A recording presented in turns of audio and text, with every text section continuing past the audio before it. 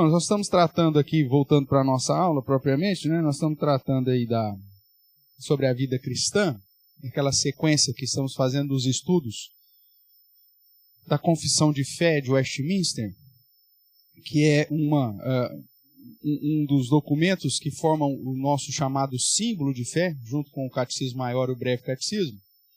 E hoje nós vamos tratar aí sobre a oração. Então, nós já falamos sobre a lei de Deus, né? Deixa eu ir passando aqui. Falamos sobre a liberdade em Cristo, falamos sobre a adoração. Inclusive, tratamos bastante sobre esse tema, né? Considerando aí que a questão litúrgica tem sido um dos problemas contemporâneos. E hoje vamos tratar, então, começar a falar um pouquinho sobre esse meio de graça, né, que é a oração, e estudar um pouquinho sobre alguns princípios relacionados ao porquê devemos buscar desenvolver no nosso dia a dia a prática da oração e, mais do que isso, desenvolver uma vida, um ministério de oração. Para isso, eu convido você ao texto clássico, né, de exortação, de imperativo nesse sentido. Abrir a palavra do Senhor lá em Tessalonicenses. 1 Tessalonicenses capítulo 5.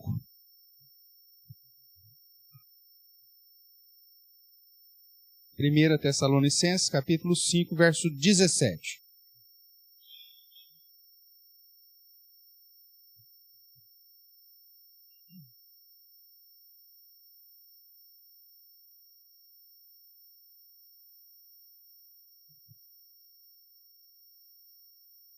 Vamos ler todos juntos, um versículo pequeno aí, nos diz assim, todos: orai sem cessar. Então, 1 Tessalonicenses, capítulo 5, 7, é um imperativo, ao mesmo tempo indicativo do apóstolo Paulo, nesses preceitos diversos que ele traz aqui no final da carta aos Tessalonicenses, que era uma igreja modelo, né? E que ele exorta para que eles tenham uma prática de vida de oração constante. Então vamos lá, vamos trazer aqui alguns argumentos relacionados ao tema para que a gente comece a tratar e discutir um pouquinho de algumas questões. Então, segundo o Catecismo Maior, né, de Westminster, na pergunta 178, nós temos lá o que é a oração.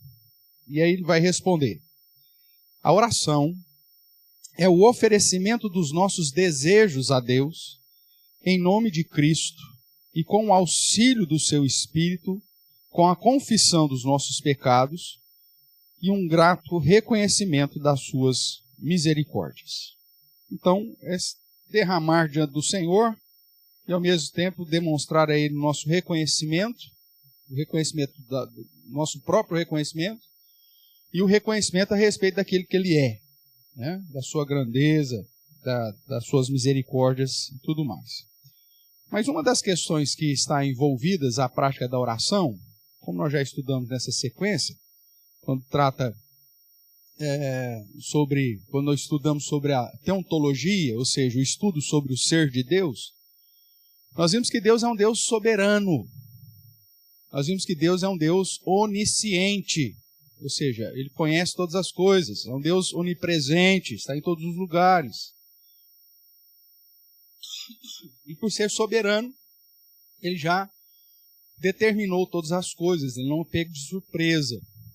Então, uma das questões relacionadas à oração é: se Deus é soberano, se Ele não quer pego de surpresa, por que eu preciso orar? Deus já não sabe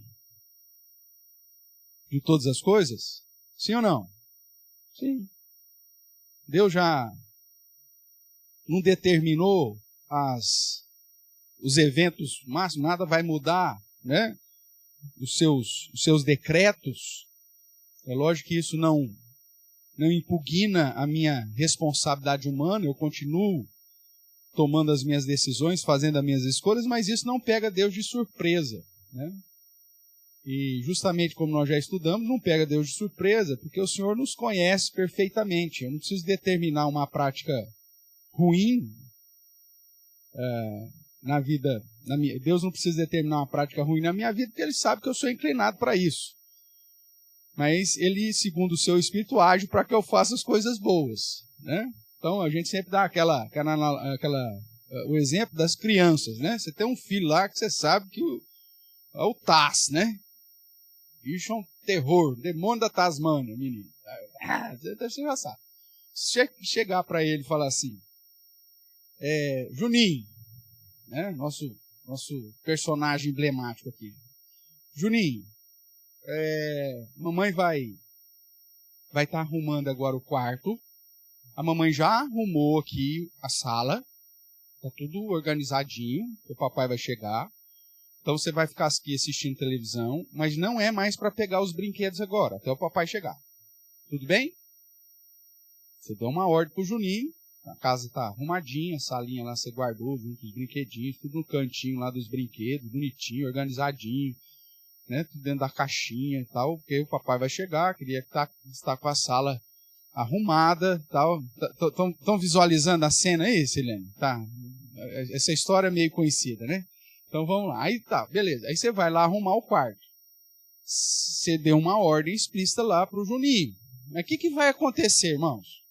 Seja sincero comigo. Conhecendo a natureza do Taz aqui, o que vai acontecer? Você vai lá arrumar o quarto, mas na hora que você chegar na sala, ele vai estar ali sentadinho, né? Em posição formal, braços e pernas cruzadas, olhando para o desenho numa boa. Vai ser assim? Não, o que vai acontecer? Vai estar tudo aquela bagunça de novo. Se não tiver pior do que estava antes. Você precisou determinar que o seu filho desobedecesse? Não, é da essência dele. Isso vai acontecer. Se você arrumou o quarto, não quer, ou a sala, e não quer que ele desarrume enquanto você está no quarto, a melhor coisa que você tem que fazer é levar ele junto para o quarto. No mínimo, né? Porque se você deixar ele sozinho na sala, você não precisa determinar que ele bagunce. Ele vai bagunçar. Então Deus não precisa determinar as minhas práticas pecaminosas. Ele sabe que eu sou inclinado para o mal. Se ele simplesmente me deixar livre, o que eu vou fazer? Vou fazer o que não se deve. Infelizmente é isso que acontece. Então Deus não precisa determinar o meu pecado nem a prática pecaminosa, porque infelizmente isso já faz parte da minha essência. E se Deus não agir na minha vida, é isso que eu vou fazer. É essa presença de Deus, de certa forma, que impede o nosso mundo caído de se transformar numa grande barbárie. Mesmo quando acontecem as situações absurdas, né? Hediondas na nossa sociedade, isso só não vira um negócio coletivo, porque Deus ainda na sua graça sustenta, né, e providencia. Porque se ele fosse simplesmente retirasse a sua ação desse mundo, estaríamos perdidos. Nós já vemos, ele permite alguns flashes, né? Disso acontece. Está tudo tranquilo, de repente acontece um evento, está todo mundo já entrando nas práticas pecaminosas e terríveis. Nós temos alguns exemplos, inclusive históricos. Não sei se você se lembra. A Polícia Militar e Civil do Estado do Espírito Santo, contrariamente ao seu regimento, resolveram entrar de greve. Não sei se vocês lembram dessa ocasião, eu não lembro que ano que isso aconteceu. E eles entraram em greve, mesmo sendo proibido por regimento. Mas entraram em greve, não vamos trabalhar, não vamos prender mais ninguém, não vamos fazer mais nada, vamos trabalhar aqui. Beleza. E uma semana, o que aconteceu com o Estado do Espírito Santo? Você lembra? Saques para todo lado, invadiram tudo quanto é comércio, roubaram tudo quanto é coisa. Um negócio assim, coletivo. Já viu isso acontecer? Às vezes o pessoal filma, né? caminhão, baú, cheio de, sei lá eu, cerveja, caiu, tombou lá na rodovia. O cara está preso nas ferragens. O que os caras fazem? Roubam a carga e deixam o cara lá preso na ferragem. Consegue? Porque é a natureza, né? Vamos lá pegar lá o fatídico 8 de janeiro. Tá todo mundo lá. De repente, um Zé Ruela, sabe-se lá o quê? Ainda não sabe o que é, o que não é, né? Direito, só talvez no céu não vão saber disso. Mas aí um cara vai lá, me quebra um negócio, e dali a pouco já está todo mundo quebrando. Porque é a nossa natureza. Pode até ser, gente, não faz isso, e derruba o vaso, né?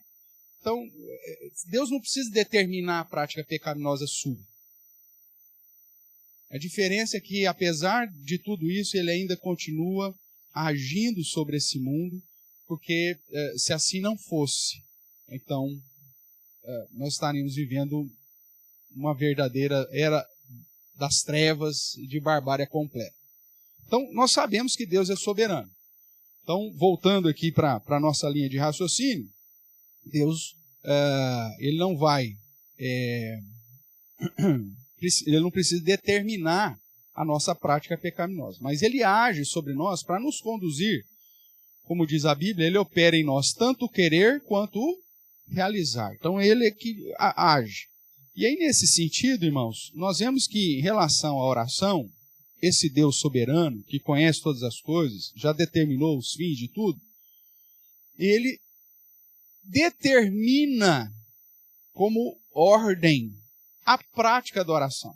Nós lemos aqui em 1 Tessalonicenses capítulo 5, 17, uma ordem explícita. Orai sem cessar. Então, nós temos uma ordem de Deus. E por que nós temos essa ordem de Deus? Se Deus é soberano, se Ele já determinou os seus planos e Ele não precisa da minha oração para fazer ou deixar de fazer. Outro exemplo, que talvez nos auxilie nisso, é que Deus, na sua grandeza, sua soberania, Ele trouxe decretos, a sua vontade decretiva, que são os decretos, isso não muda, mas Deus colocou, e muitas vezes, a sua vontade revelada em preceitos.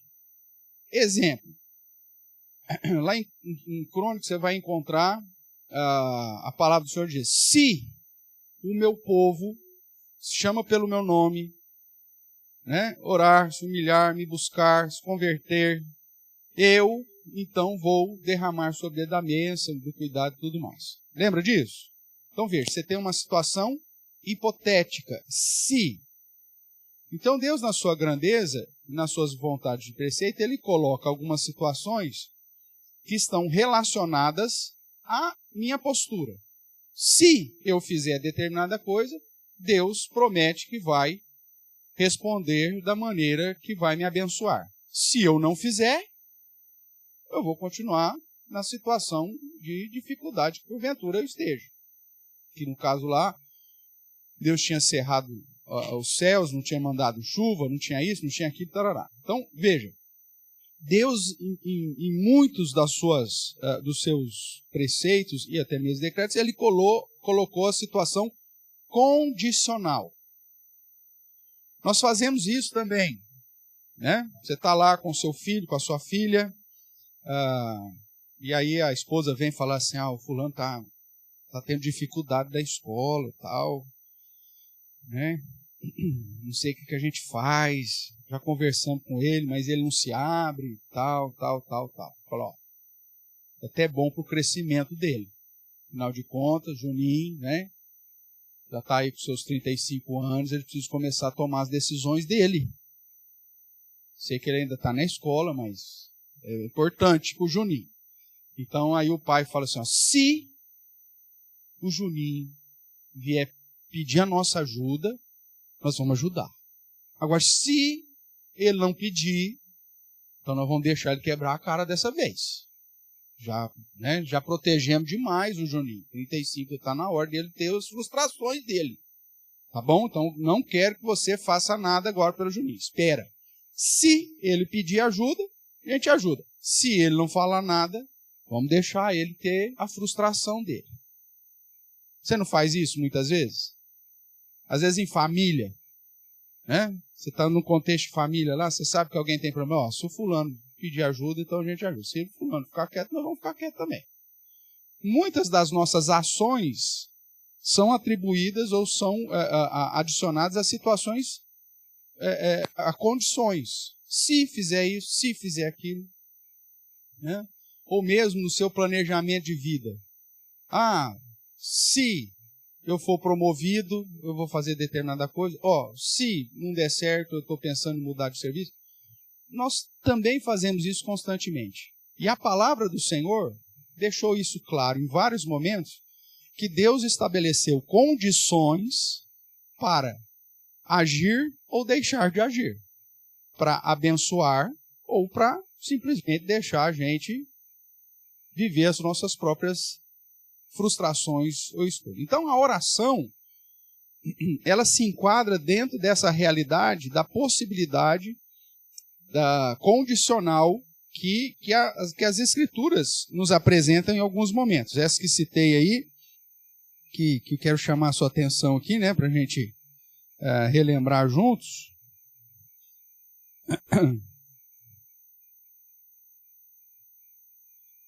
Veja lá, segundo livro das Crônicas, capítulo 7.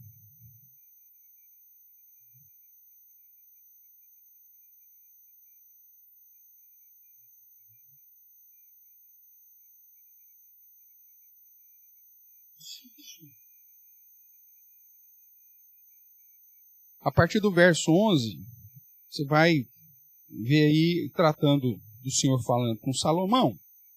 Ele diz assim: Salomão acabou a casa do Senhor e a casa do rei, tudo quanto Salomão tentou fazer na casa do Senhor, na sua casa, prosperamente o efetuou. Então, segundo Crônicas 7:12 agora. De noite, apareceu o Senhor a Salomão e lhe disse: ouvi a tua oração e escolhi para mim este lugar para a casa do sacrifício. Se eu cerrar os céus de modo que não haja chuva, ou se ordenar aos gafanhotos que consumam a terra, ou se enviar a peste entre o meu povo, aí a condicional, se o meu povo, que se chama pelo meu nome, se humilhar e orar, e me buscar, e se converter dos seus maus caminhos, então eu ouvirei dos céus, perdoarei os seus pecados e sararei a sua terra. Estarão abertos os meus olhos e atentos aos meus ouvidos a oração que se fizer nesse lugar. Então veja, irmãos, tem muitas situações da nossa vida que se enquadra dentro dessa questão da condicional de Deus. Então por que eu preciso orar mesmo sabendo que Deus é soberano, que Ele determinou todas as coisas? Porque um determinado fim de uma determinada situação, Deus muito bem pode ter colocado uma condicional. Deus permitiu, ou uma consequência natural do meu pecado, de eu ficar enfermo. Tá? Fui diagnosticado lá com uma doença lá qualquer. Terrível, daquela que leva embora mesmo. Tudo bem?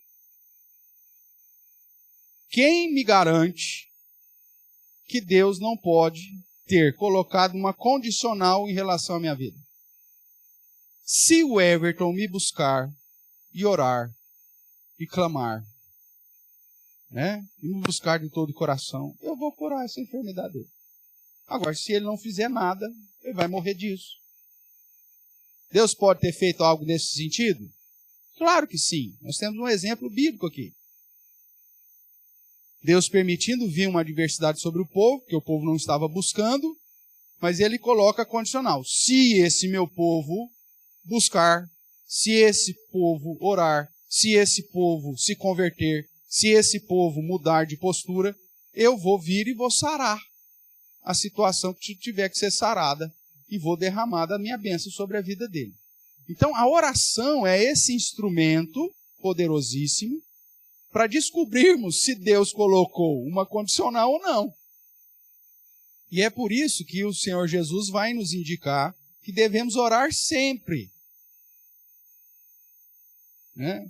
E que essa oração de fé e constante ao Senhor tem que ser enquanto a resposta não vem.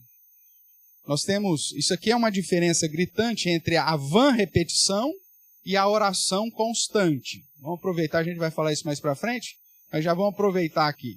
Qual que é a diferença entre a oração, a vã oração, ou a vã repetição, e a oração constante, incessante, que o próprio Jesus nos ensina a ter? A vã repetição é aquilo que nós chamamos de reza, né? Que é aquilo que você vai estar orando, e às vezes orando para a pessoa errada, de uma maneira errada, e sem um propósito propriamente.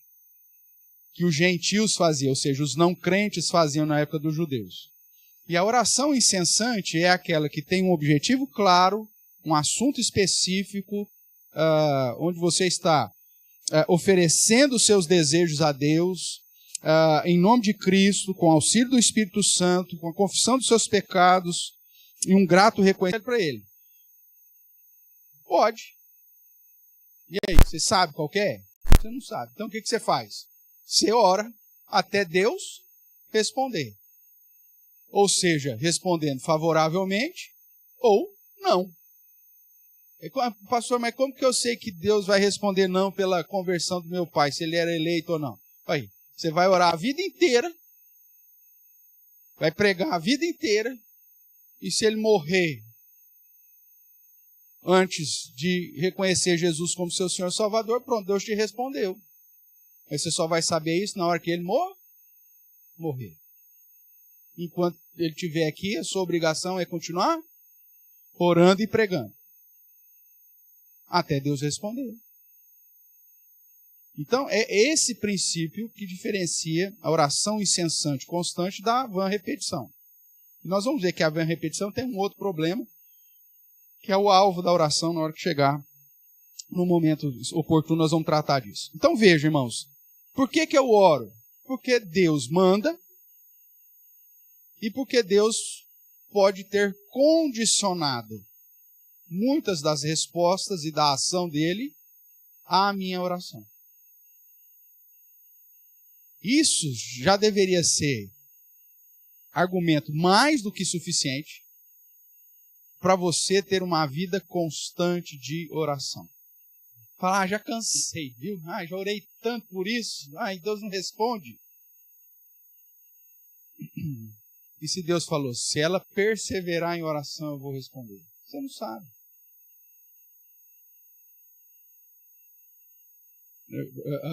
Brincando contigo, é lógico que acredito que não é dessa forma, mas brincando contigo, ele falou, se ele pedir 10 vezes, eu vou ouvir. Aí você ora 9. E fala, não vou orar mais. Já orei 9 vezes. Você não sabe se ele determinou se era na 10ª. Se era na 11ª, da 20ª. Ora, meu amigo. Seu negócio é orar. A exigência sua é buscar, é derramar, é clamar. E aí a promessa dele é que ele vai ouvir a sua oração. Tudo bem até aqui? Alguma questão que não ficou clara? Dessas possibilidades que apresentamos aqui sobre a oração? Tranquilo? No tempo dele. Mas você só conhece o tempo dele? Eu não conheço, por isso que eu vou orar. Uma hora chega. Uma hora vai chegar. E aí você tem vários exemplos desse sentido. Beleza. E tem hora que você tem exemplo, pessoas oraram anos por um determinado assunto. Nossa, orei 20 anos pela conversão de não sei de quem. Orei não sei quantos anos para Deus curar o Beltrano. Deus sabe, é o tempo dele. Técnico. Ou não chega. E aí vai ser a resposta. Tá? Vai ser a resposta. É aquele exemplo que eu dei lá do pai, que você está orando pelo pai a vida inteira. Senhor, meu pai se converte, se derrame ao Senhor, seja um servo do Senhor. Aí amanhã o pai morre. Qual que foi a resposta de Deus? Não. Bom, tudo bem. Deus, da soberania dele. Sim, o tempo de Deus. E é como a palavra mesmo diz, né?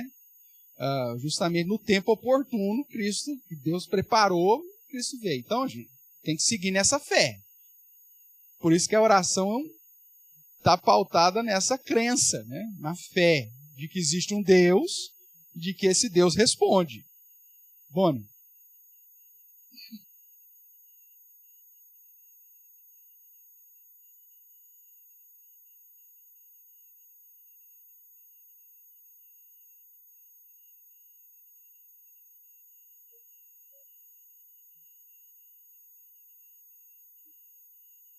Não necessariamente.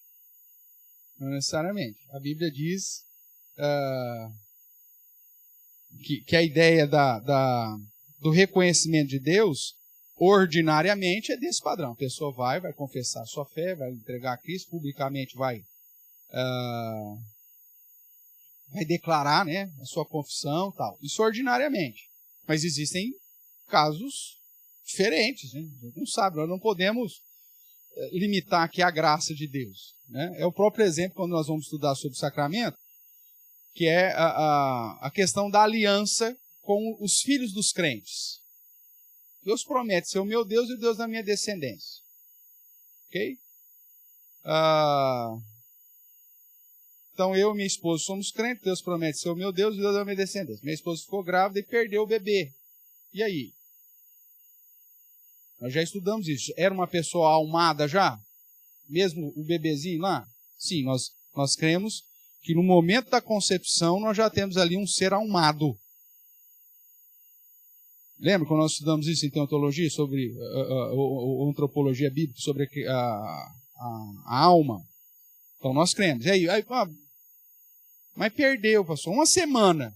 Para nós já era um ser almado. Então se tem alma, essa alma vai ter que comparecer à presença de Deus. Dentro da perspectiva da aliança, nós cremos então que há uma promessa que Deus fez a Abraão e que agora em Cristo passa a ser a nossa, de ser o meu Deus e o Deus da minha descendência. Eu posso crer que quando eu estiver no céu, eu vou encontrar com esse bebezinho que eu nunca vi na vida? Sim. Então, são meios que Deus vai agir, tanto é que Deus não é preso, né, a essa perspectiva ordinária do processo da salvação em casos específicos. Eu tive um filho, ele teve lá paralisia cerebral, é isso? Me ajude aí. Aí, ele não vai ter nunca entendimento, muitas vezes, ou nasceu com alguma debilidade, né, cognitiva. Ele nunca vai conseguir expressar, cognitivamente falando, né, com uma expressão de entendimento racional, que ele é pecador, que ele precisa de Jesus e que ele vai reconhecer. E aí? O que acontece numa situação dessa, pastor? Qual que deve ser a esperança do pai e da mãe num contexto assim? Se estão dentro da aliança de Deus, aplicaram sobre essa criança o sinal da aliança de Deus, nós temos que crer que Deus prometeu ser o meu Deus da minha descendência e que isso vai ser aplicado. E se não for? A palavra do Senhor diz que o Senhor, lá no novo céu, nova terra, vai enxugar do nosso rosto todo choro, ou seja, não haverá sofrimento, não haverá choro, não haverá questionamento. A presença de Deus vai nos suprir totalmente quanto a isso. Então, existem situações fora, né, daquele padrão ordinário que a Bíblia apresenta, que eu não posso simplesmente fechar a porta. Humanamente, é lógico que fulano morreu e nunca confessou.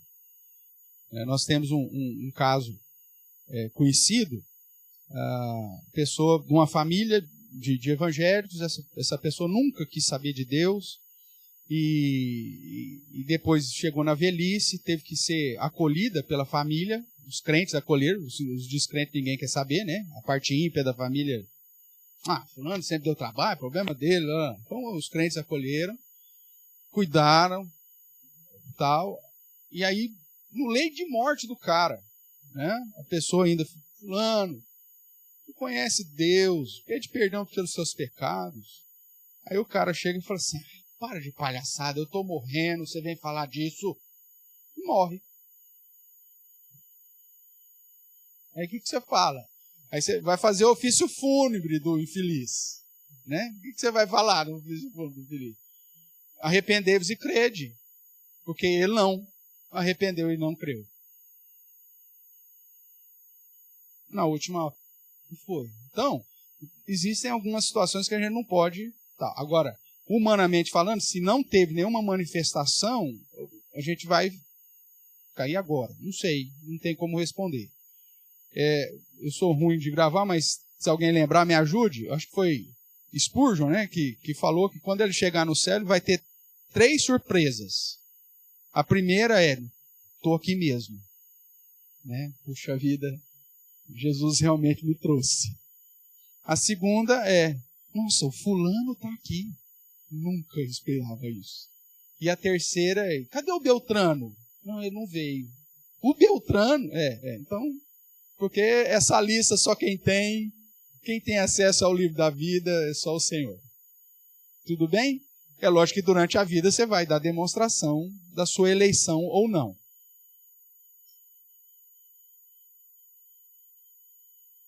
Isso. Veja, o filho ainda do pecado, olha só, né? O primeiro filho dele com Betseba nasce, mas morre, porque o Senhor disse que aplicaria esse castigo. Mas Davi tinha uma convicção grande de que, mesmo em pecado, e ele tendo confessado o seu pecado, de que o Senhor ia agir com misericórdia. Ele fala, olha, tanto é que quando ele fica sabendo que o menino havia de fato morrido, ele fala, então traz lá a comida, eu vou comer e tal. Aí o pessoal até pergunta, mas menino doente, você estava em jejum, oração, agora o menino morreu, você quer um banquete? Né? Ele fala, lógico, ele não vai voltar, é eu que vou para ele. A perspectiva não só de que ele passaria pela morte, mas na perspectiva de que o menino foi para a presença de Deus e que ele também estaria na presença de Deus. Então veja, essa é a esperança do crente, né? Mesmo quando perde um bebezinho, ou situação que está todo mundo sujeito. Mausiel. Buscar. Por isso que é responsabilidade. Isso, então veja, é responsabilidade. Nós vimos aqui no 2 Crônicas. Se o meu povo, que se chama pelo meu nome, se humilhar e orar e me... Deixa eu ver se é isso mesmo. Isso. E me buscar e se converter dos seus maus caminhos. Então eu ouvirei. Então, é responsabilidade minha. Ah, pastor, mas o senhor disse que Deus opera em mim tanto querer que eu realizar. Eu não estou com vontade de orar, então é Deus que não está agindo em mim. Não, miserável. A responsabilidade sua continua. Inclusive, vai falar, Senhor, me dê vontade. A responsabilidade continua sendo sua. A soberania de Deus não exclui a sua responsabilidade humana. Esse paradoxo aqui, a gente tem trabalhado com ele, né, já há 6 anos juntos, batendo nessa tecla. Então, Deus é soberano? Sim. A eleição é mediante a eleição, a salvação é mediante a eleição de Deus? Sim. Mas isso não exclui a responsabilidade humana de buscar ao Senhor, de se converter, de amar ao Senhor, de estudar a Bíblia, de pregar o Evangelho. Isso está dentro do campo da nossa responsabilidade. Então temos que buscar? Temos que buscar, é uma ordem. Tudo bem, irmãos? Então vamos caminhar mais um pouco aqui. Então nós podemos dizer que, segundo aí o catecismo e confissão de fé, que a oração é um instrumento dado por Deus como fonte também de comunhão. Nós definimos aqui, segundo a resposta da pergunta 178, que é oferecer a Deus os nossos desejos, né?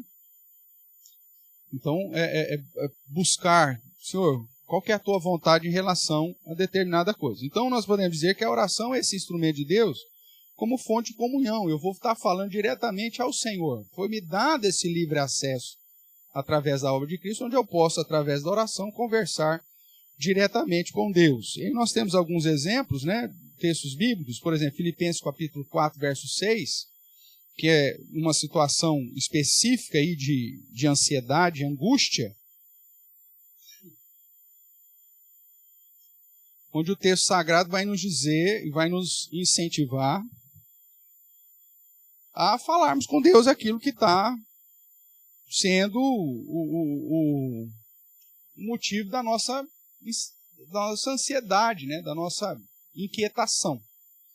Então ele diz assim, verso 6 aí de Filipenses 4, não andeis ansiosos de coisa alguma, em tudo, porém, sejam conhecidas diante de Deus as vossas petições, pela oração, pela súplica, com ações de graças. Então, A oração é um instrumento que eu posso chegar diante de Deus e derramar na presença do Senhor toda a minha insatisfação, toda a minha ansiedade, toda a minha inquietação, tudo aquilo que está tirando a paz no meu coração. E é por isso que o verso 7 vai dizer, e a paz de Deus, que excede todo o entendimento, encherá o teu coração e a tua mente. Então veja, a oração é esse instrumento para eu me descarregar na presença do Senhor, me derramar na presença do Senhor em comunhão, alguém que vai estar sempre pronto a me ouvir e pronto a me responder. Então, lança sobre ele, né? Pedro vai dizer também, lançai aos pés do Senhor, né? Então, essa ideia de intimidade com Deus. Eu posso, aonde quer que eu esteja, me derramar e falar diretamente com Deus, né? Apresentar a Ele os pesares, os temores do meu coração. Vamos dar uma olhadinha lá em Mateus 17.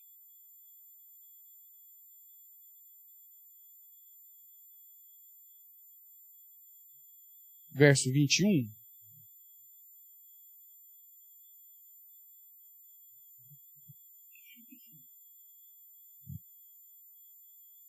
Nós vemos aí que o contexto aqui é a cura do jovem possesso, né?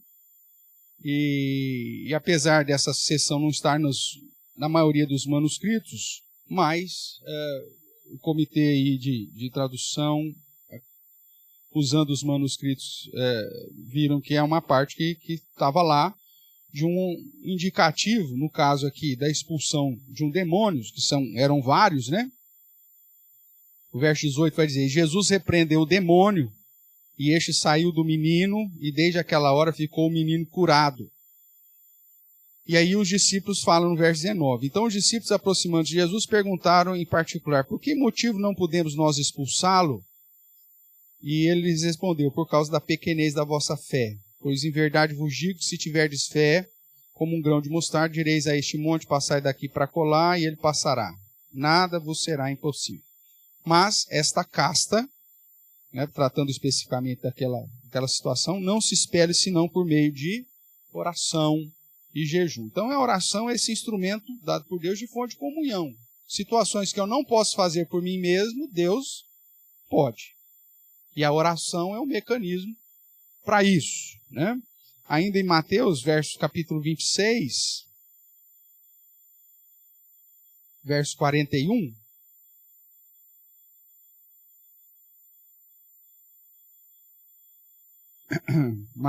Mateus 26, verso 41, nós vemos Jesus aí no seu sofrimento ainda, né?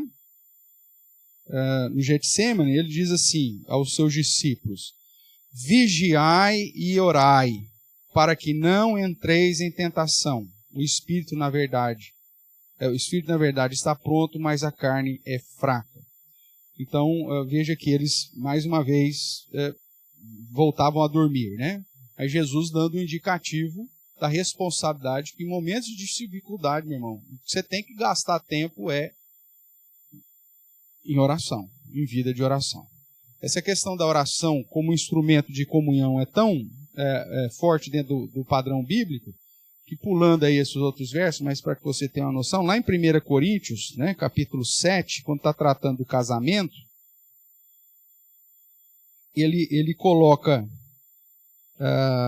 esse momento de comunhão com Deus como o único indicativo para que o esposo e a esposa tenham um momento de afastamento, né, da sua intimidade.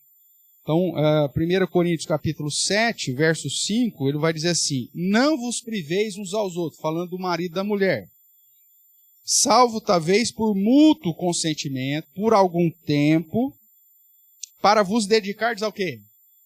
A oração, e novamente vos ajuntardes para que Satanás não vos tente por causa da incontinência. Então veja, que segundo o ensinamento de Paulo para a vida conjugal, o único momento para você se afastar em relação ao seu cônjuge era um momento para busca pessoal de intimidade com Deus, através da oração. Né? Isso por algum tempo, inclusive Paulo vai dizer. Mas a oração, portanto, é esse instrumento para me conduzir a uma comunhão com Deus, uma intimidade com Deus. E aqui nós temos, inclusive, um indicativo nesse sentido. Então, além da oração ser um instrumento dado por Deus como fonte de comunhão, ela também demonstra a nossa obediência, né? Porque nós temos aí vários indicativos da ordem de orar.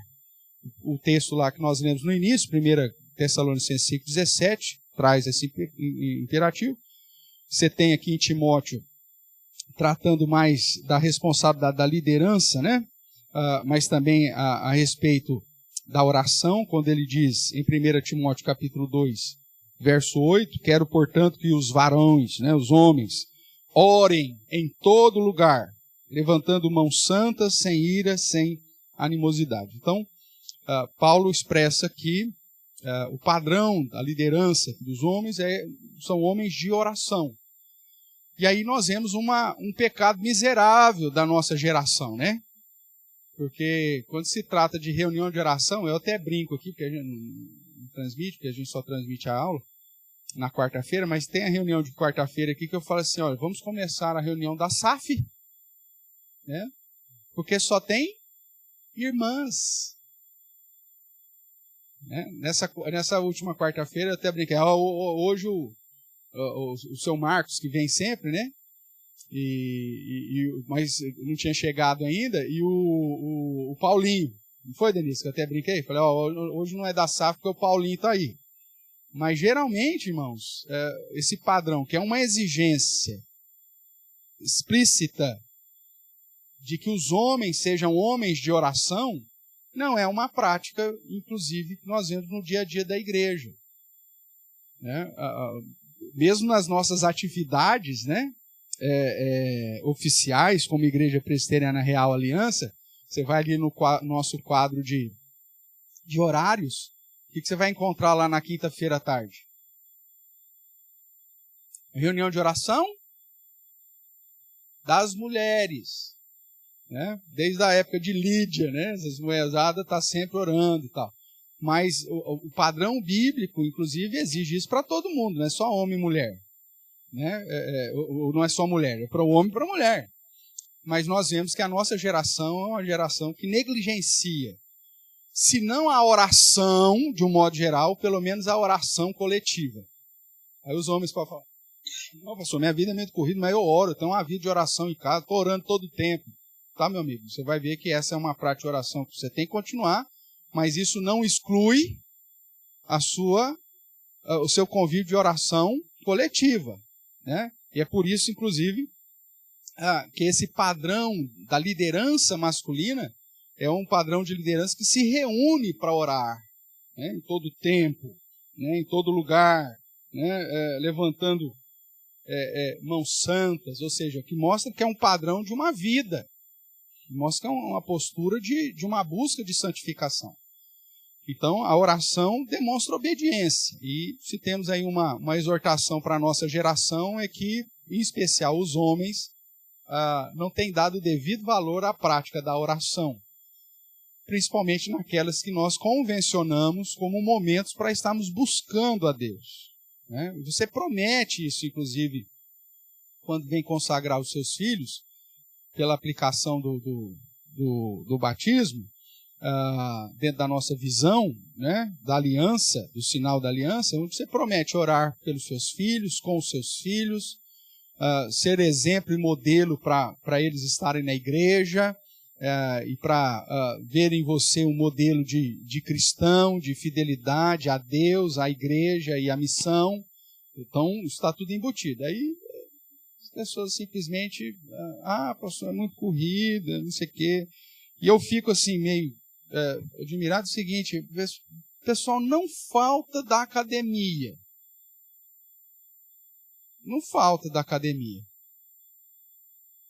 Jogo de futebol, semanalmente, está lá, picando cartão.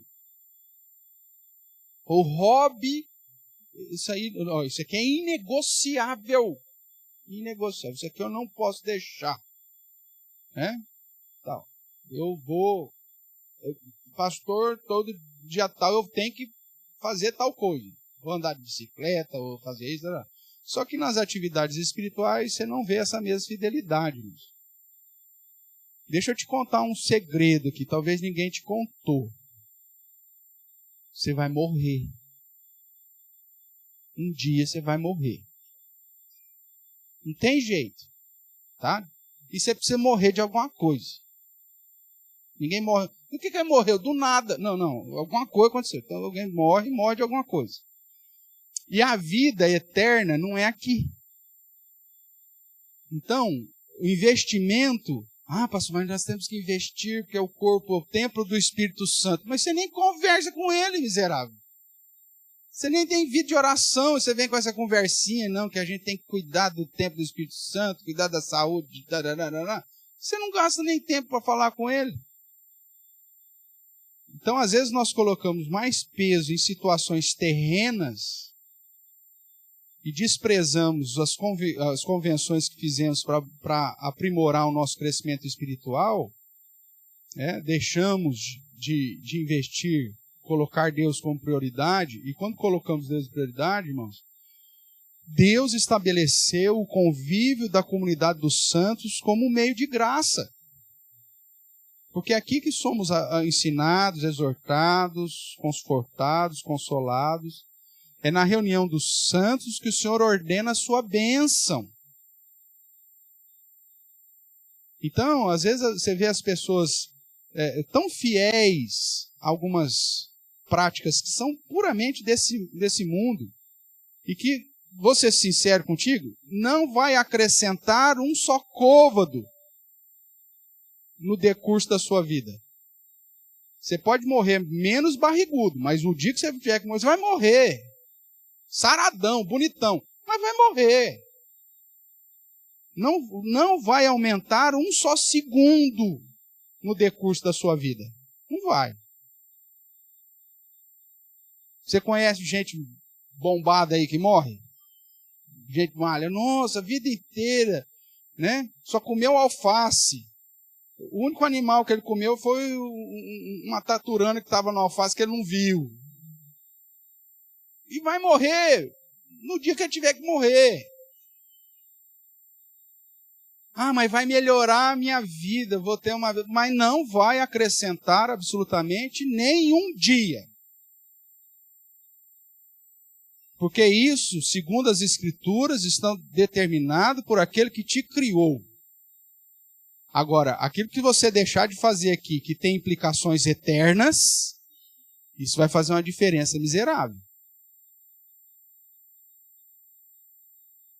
Porque se você não investiu naquilo que são coisas que têm repercussões eternas, isso vai fazer falta.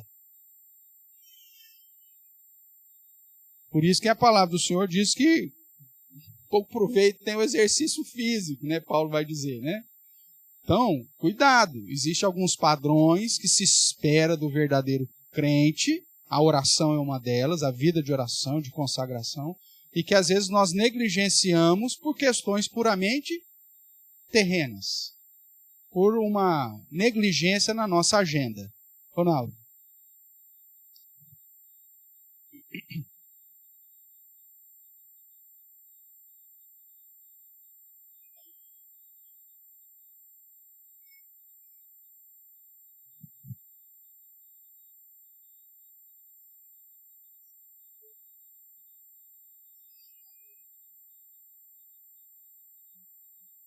Sim.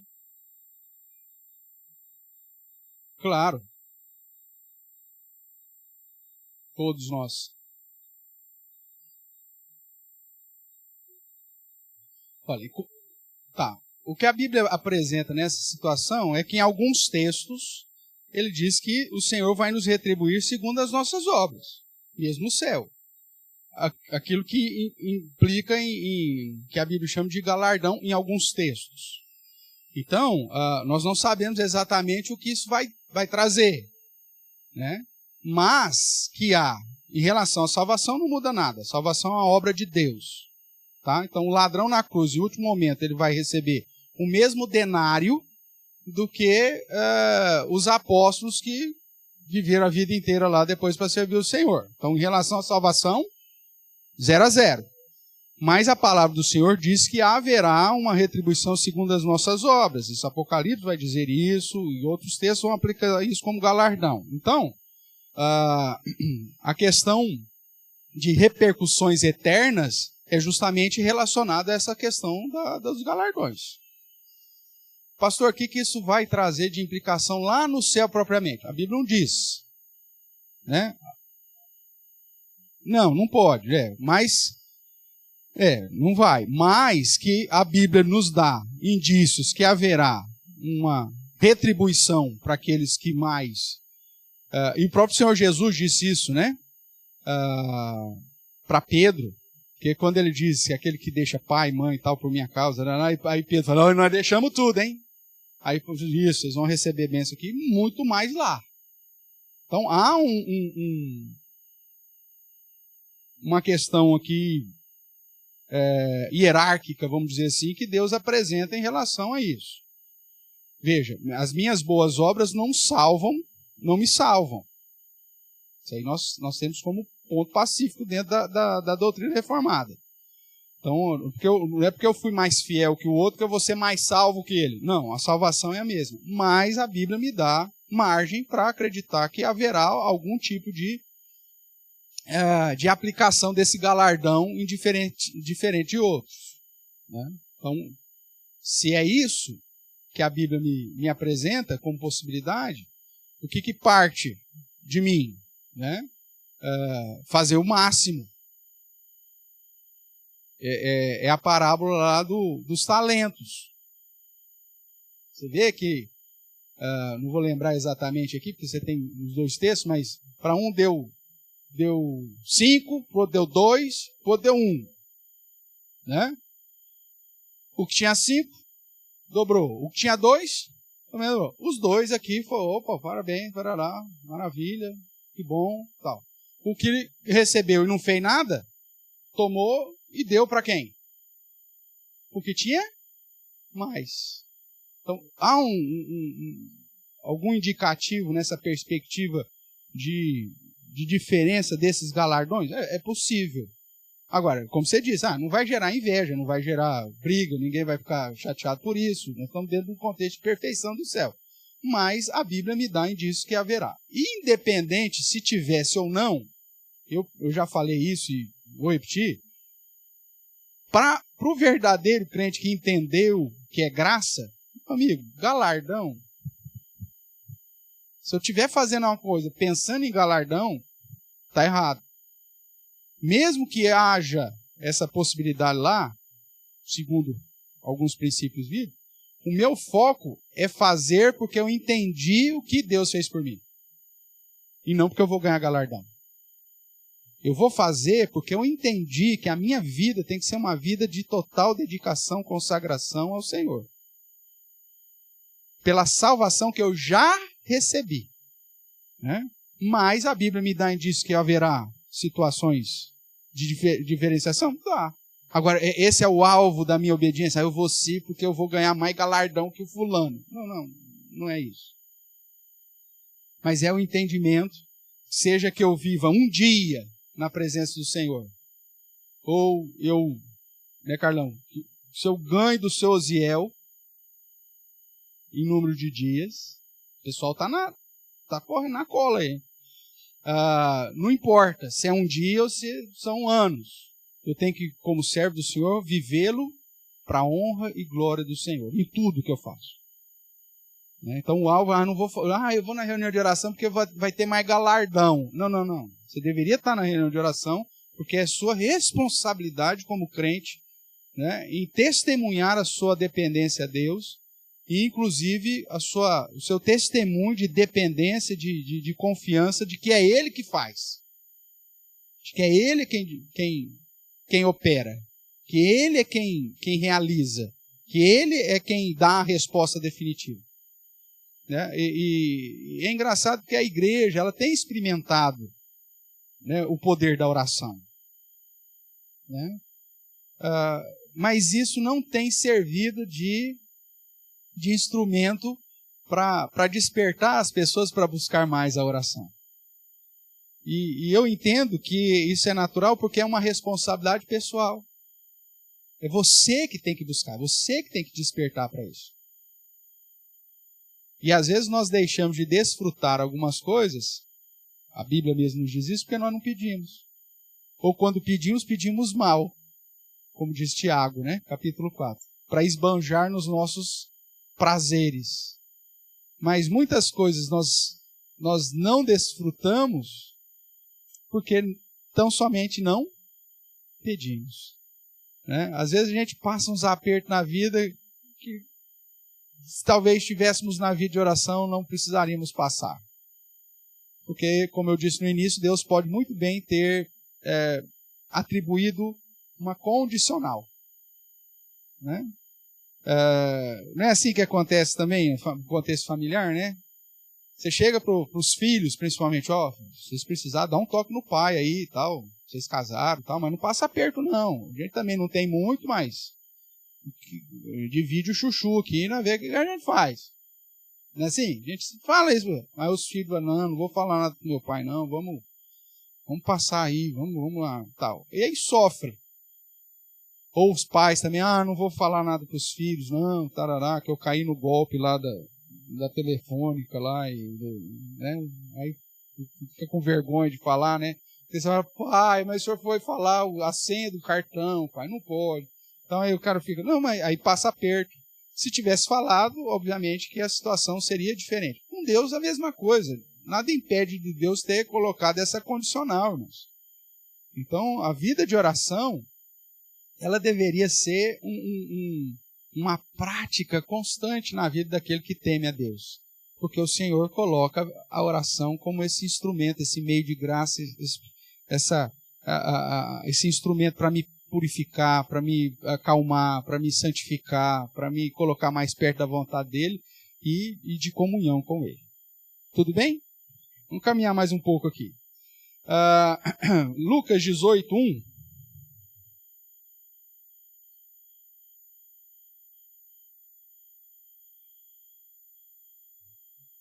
A parábola do juiz iníquo, né? O começo, pelo menos o primeiro verso aí, nos dá qual que é o objetivo dessa parábola, né? Então, o que nos ensina a parábola do juiz iníquo? Está aqui, a resposta está no verso 1.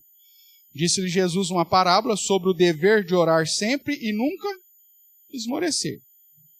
Ele vai usar uma parábola, que nós chamamos uma parábola inversa, né? O que a história está dizendo é justamente o contrário do que Deus faz conosco. Deus não é, obviamente, o juiz iníquo que precisa você ficar ali buzinando na orelha dele para ele te responder. E o foco do ensinamento é o dever de orar. Sempre, incessantemente. E nunca desanimar nessa oração. Enquanto não vier a resposta, ore. Tudo bem? Então, demonstra a minha obediência. Nós vemos também que a oração, ela revela a minha dependência de Deus, dependência de Jesus. Primeiro, porque a oração já é um exercício de fé, né?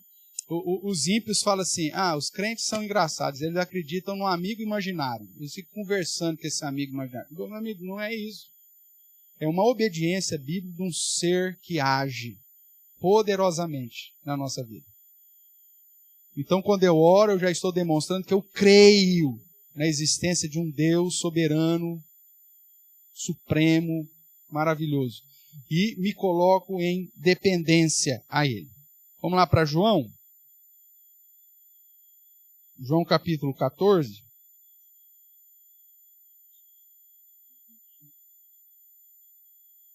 Jesus confortando seus discípulos, no verso 13, ele vai dizer assim: e tudo quanto pedirdes,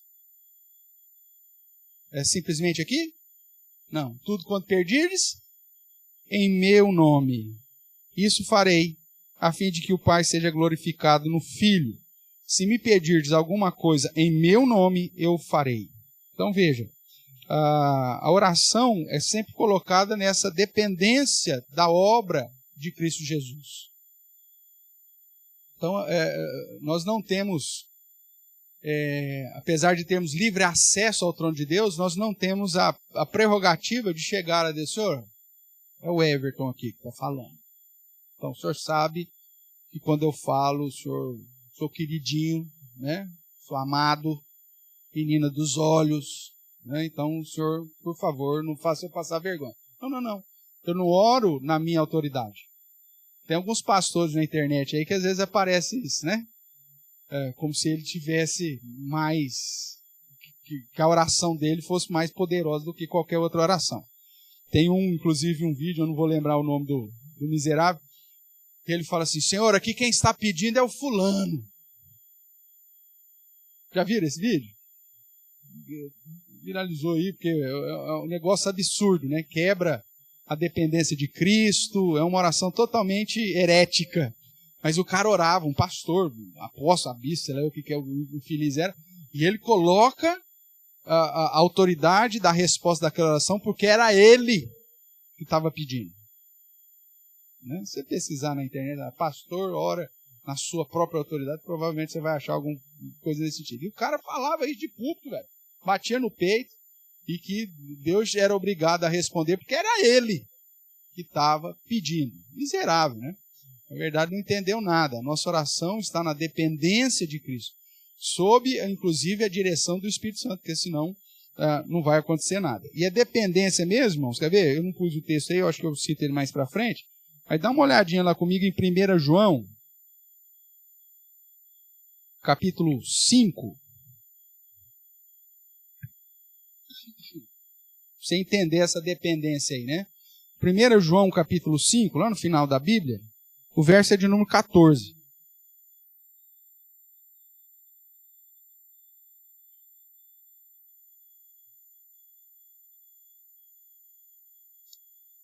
e 15.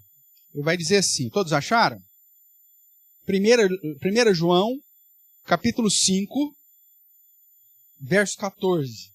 Esse aqui é um dos versículos aí que você tem que pôr neon nele, tá? Marcar aí com marcador de texto. Diz assim: e esta é a confiança que temos para com ele, que se pedirmos alguma coisa, o quê? Segundo a sua vontade, ele nos ouve. E se sabemos que ele nos ouve quanto ao que lhe pedimos, estamos certos de que obtemos os pedidos que lhe temos feito. Mas tem um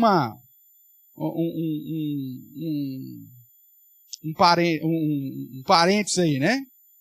Que ele nos ouve tudo aquilo que pedimos, segundo a vontade dele. Mas, pastor, como que eu sei a vontade? Peça, e ele vai te falar se é sim, se é não. Mas existem alguns assuntos que aí você já sabe que está dentro ou não da vontade de Deus. Existem alguns assuntos explícitos pela palavra de Deus que você sabe que você não vai poder. Não adianta você orar que não vai acontecer. Quer ver um exemplo mais tolo que você pode imaginar? Mas vamos lá. Senhor, ressuscita o meu avô. Está fazendo 80 anos que ele morreu já.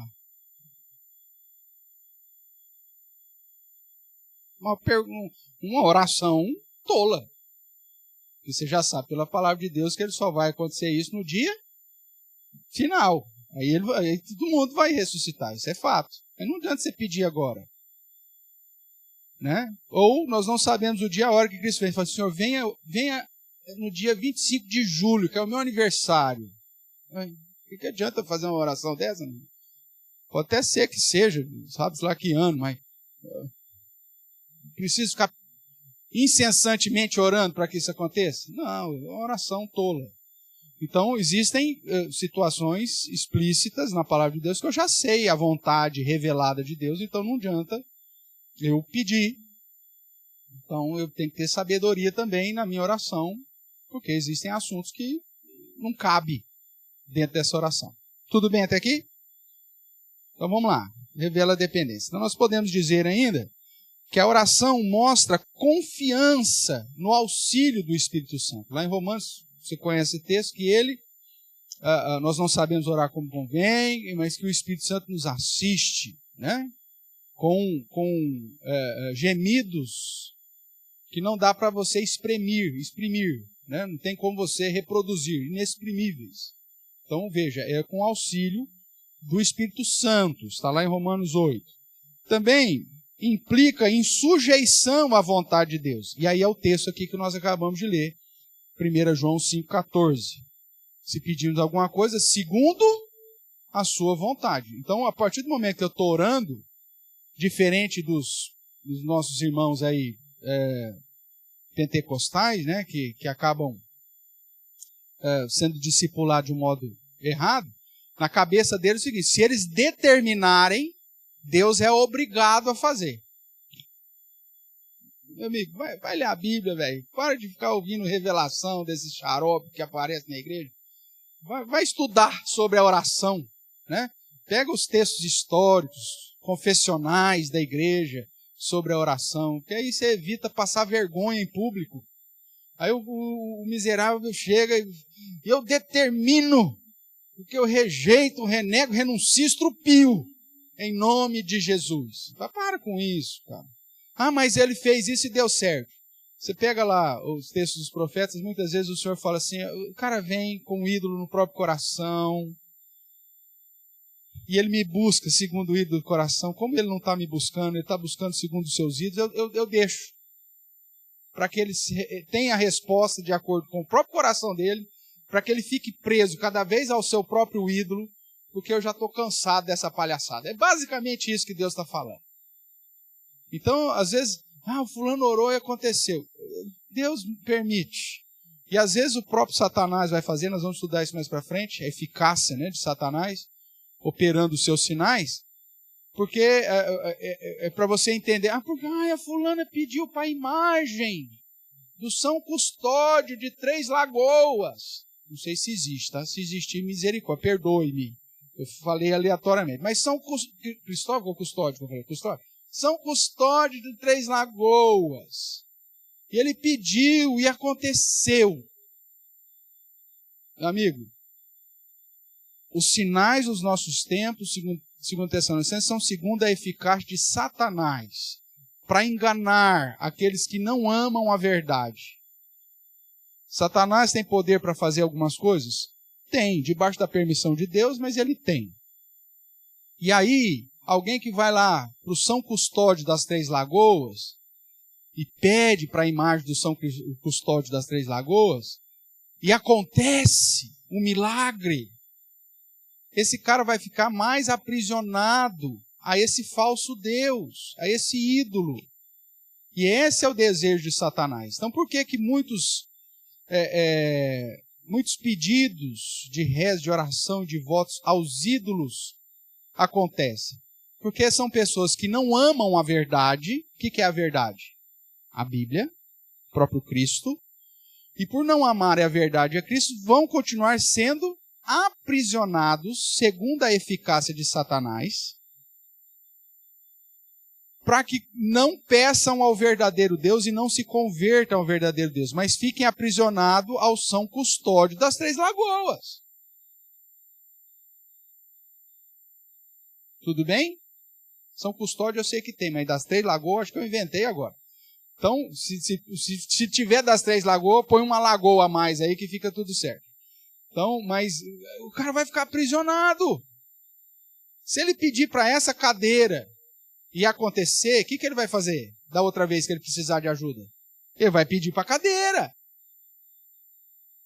E aí, nós já vimos, inclusive, quando estudamos da adoração, que a oração tem que ser voltada somente a Deus. Somente a Deus. Isso exclui qualquer outro tipo de oração. Inclusive a Ave Maria. Por que nós não rezamos a Ave Maria? Porque é uma oração voltada a Maria. E a Bíblia indica que a minha oração tem que ser voltada a Deus. Agora, pode acontecer, irmãos? Pode não, acontece. E isso é fruto da ação de Satanás. Paulo vai dizer que ele se transforma de ministro de luz, ministro de justiça, para enganar. Veja lá esse texto, né, que eu citei, de 2 Tessalonicenses. Nós já estudamos aqui em outro momento, mas só para você relembrar.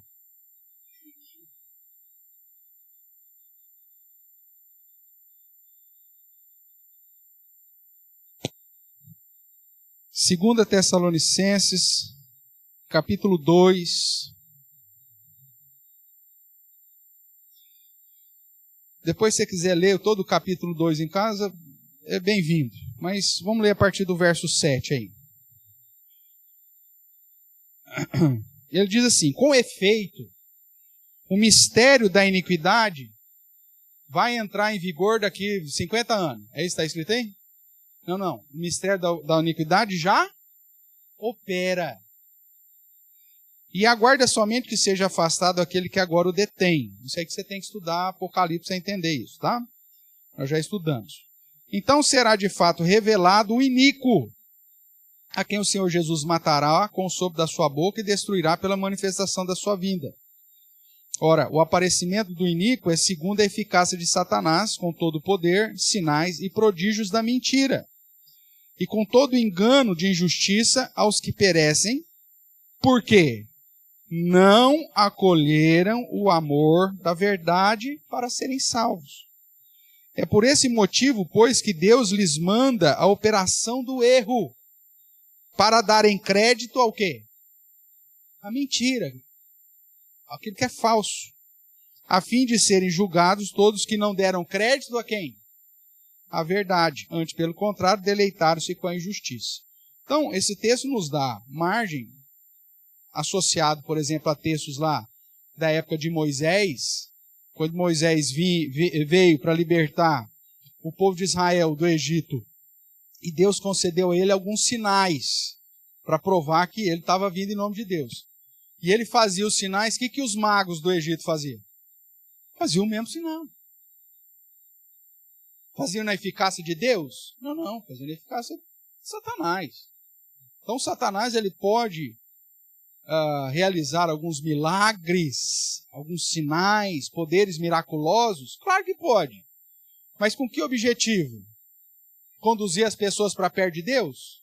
Não. Conduzir as pessoas para falsos deuses, para uma religiosidade vazia, para idolatria, para ficar seguindo lá o São Custódio das Três Lagoas, fazer procissão, acendendo velhinha para o São Custódio das Três Lagoas, depositando nele a fé, e não na verdade, não no verdadeiro Deus.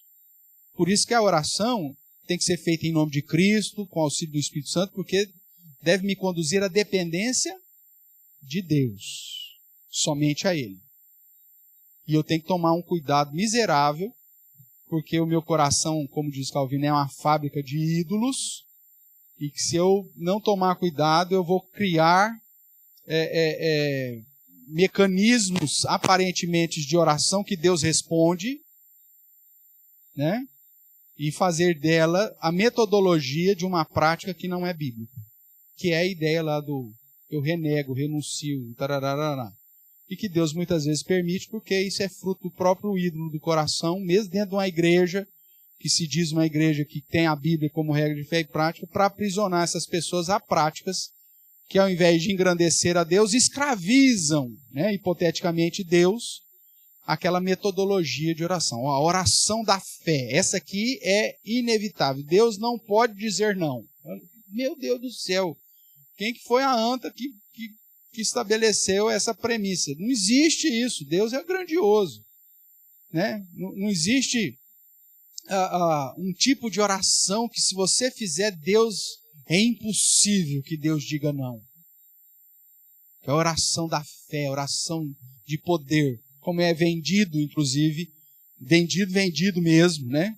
Vendido financeiramente em muitas instituições aí que se dizem igrejas e que, na verdade, são covil de salteadores, como era o templo de Jerusalém nos dias de Jesus. Então, cuidado, irmãos. A oração é um mecanismo extremamente abençoador quando feito da maneira correta e quando entendido na visão bíblica e aplicado de uma maneira a demonstrar a minha dependência, a minha fé, a minha obediência e a minha submissão ao Senhor nosso Deus. Tudo bem? Semana que vem, se Deus permitir, nós vamos começar a tratar, ainda falando sobre oração, sobre os princípios, né? Princípios sobre a oração. E aí, então, a gente segue um pouquinho mais tratando de alguns ensinamentos bíblicos a respeito dessa prática, como sendo para colocarmos isso dentro do padrão bíblico, num padrão correto, e assim fortalecer a nossa vida de comunhão e intimidade com o Senhor nosso Deus.